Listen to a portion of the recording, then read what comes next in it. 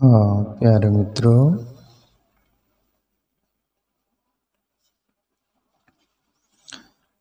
प्रभु श्री कृष्ण गीता के बारे में एक गीता में जो प्रसंग चल रहा है, अपना जो एक एक दो दो सूत्र लेते हैं। अर्जुन ने पूछा है प्रभु श्री कृष्ण से कि प्रभु वो स्थिर बुद्धि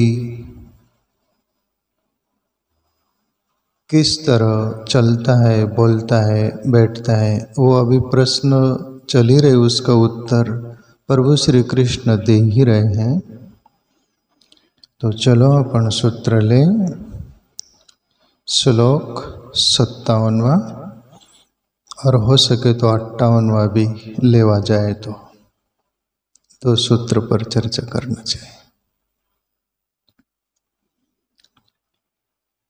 ये सर्वत्र आन भी स्नेय तत्त प्राप्य शुभाशुभम न अभिनंदति न द्वेष्टि तस्य प्रज्ञा प्रतिष्ठिता।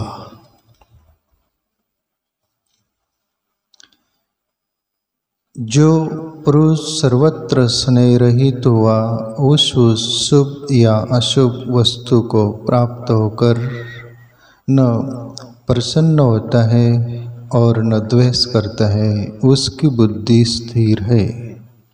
अर्जुन से प्रभु श्री कृष्ण बोल रहे हैं। प्यारे मित्रों, एक एक बात समझने जैसी।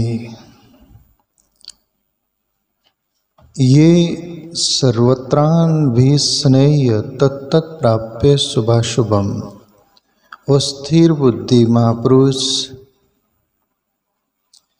जहाँ जहाँ से भी विचरता है, जहाँ भी वो रहता है, फिर जागते हुए, सोते हुए, चलते हुए, बैठते हुए, जो भी जिस स्थिति में 24 घंटे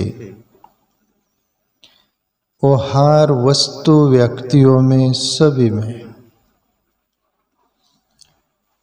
वो स्नेह रहित हुआ, यानी जिसको बोला जाए तो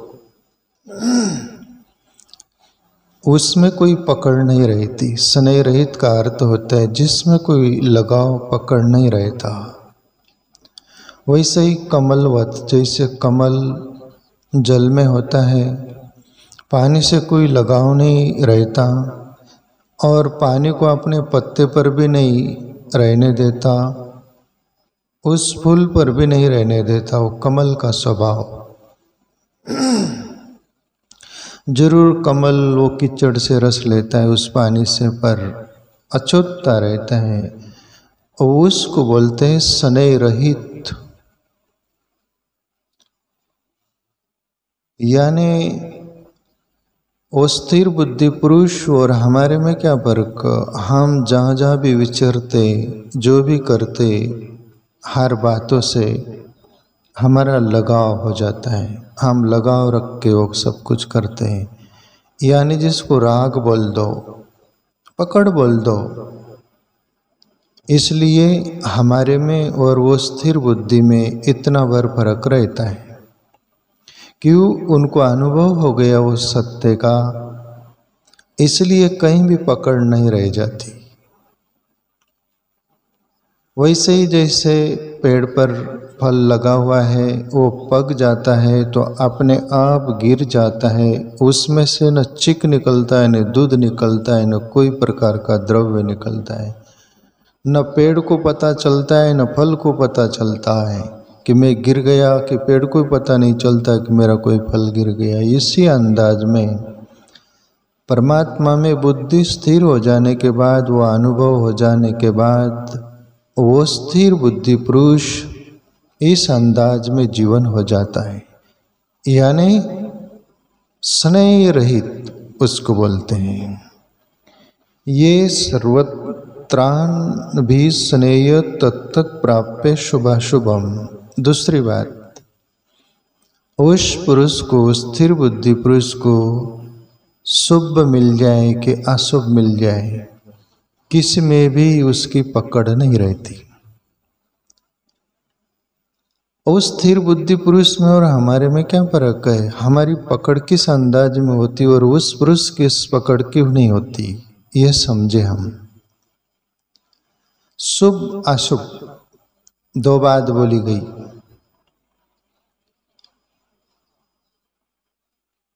दोनों होते हैं ना, माइनस प्लस, पर हम माइनस प्लस को नहीं देखते, हम एक को ही चुनते हैं। अपन घर बनाते हैं, दरवाजे पर डोर चौकट पर क्या लगाते हैं अपन, क्या नाम लिखते वहाँ? वो तो आजकल रेडीमेड मिलता है लिखा हुआ भी, क्या? यानी कोई तुमको बोलने की जरूरत नहीं, आपको मालूम है। दरवाजे के चौकट पर वहाँ प्रवेश होए सबका, जैसे घर में प्रवेश होए वही संदेश लोगों को मिले, शुभ और लाभ। अशुभ को निकाल देते अपन, अशुभ चाहते नहीं अपन, शुभ ही चाहते हैं। इतना अपने में फर्क है और वो स्थिर बुद्धि पुरुष में फर्क है। वो शुभ से भी नहीं लड़ता, अशुभ से भी नहीं लड़ता, दोनों से पकड़ नहीं, दोनों को वो देखता है साक्षी दृष्टा भाव से। अपन अशुभ को निकाल देते और शुभ को पकड़ लेते हैं। क्या लिखते? लाभ। यानी शुभ हो और लाभ हो, अशुभ नहीं हो, हानि नहीं हो। इसलिए अपनी गाड़ी जो है राजदूत दुक्कल फेंकती है, आधा केरोसिन आधा पेट्रोल। शुभ लाभ अपन चाहते हैं, इसलिए अपने जीवन में झंझट होती है, राग बनता है, फिर वो राग से वियोग होता है, संताप आता है, झंझट खड़ी होती है, सब तरह से अपन त्रस्त हो जाते हैं।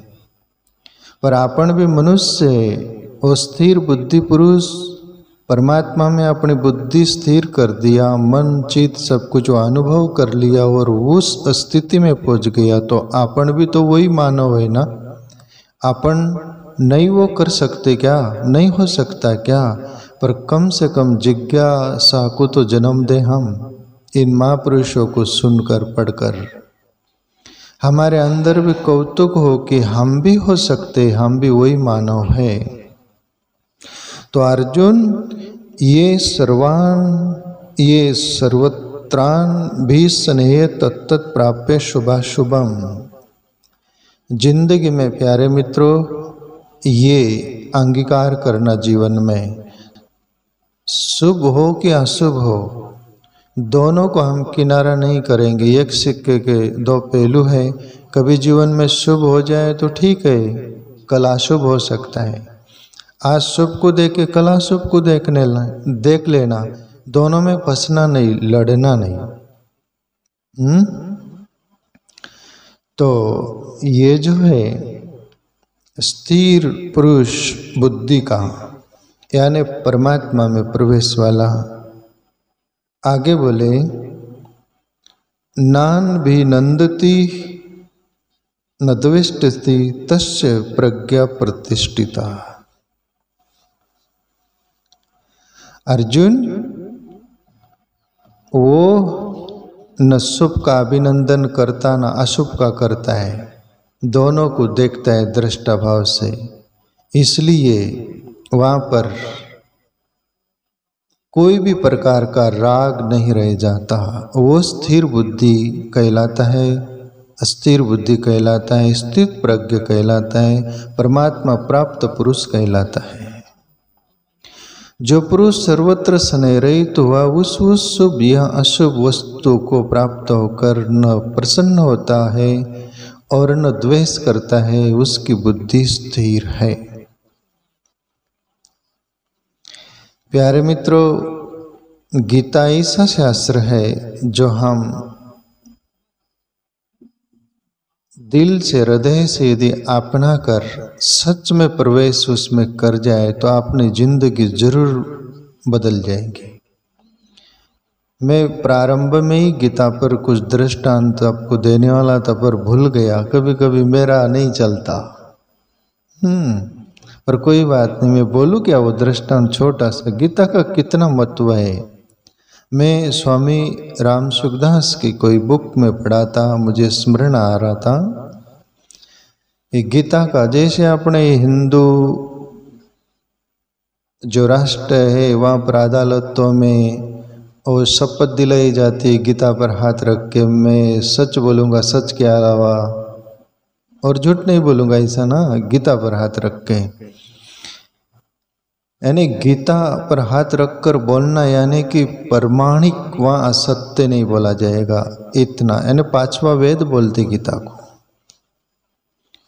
तो प्यारे मित्रों, इतना जीवन बदल देने वाला शास्त्र है। कहते हैं कि एक सिपाही कहीं से आ रहा था, चांदनी रात थी, चांद निकला हुआ था, और उस चांदनी रात में एक वृक्ष के नीचे, पेड़ के नीचे एक कोई स्त्री खड़ी है।